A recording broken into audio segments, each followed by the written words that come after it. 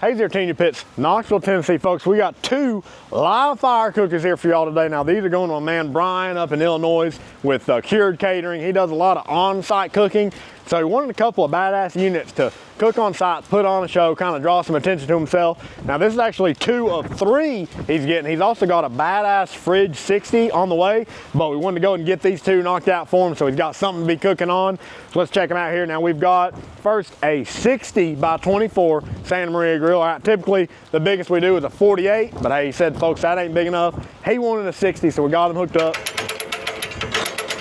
Great big old cooking grate on here, angle iron construction that diverts the grease off to both sides. We got 2 grease troughs in here, double doors on the front to tend the fire. Of course, you got your coin slot air intakes there like we do. A little storage tray underneath. Now this is all 1/4 inch plate steel here.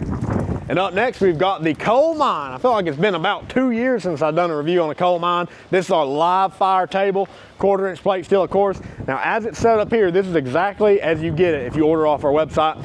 Say 1/4 inch plate steel, 2 griddle tops, 2 grill grates, and the burn down box with the fire poker, of course. Still got a little storage underneath. Now, Brian did upgrade these to the 8-inch caster.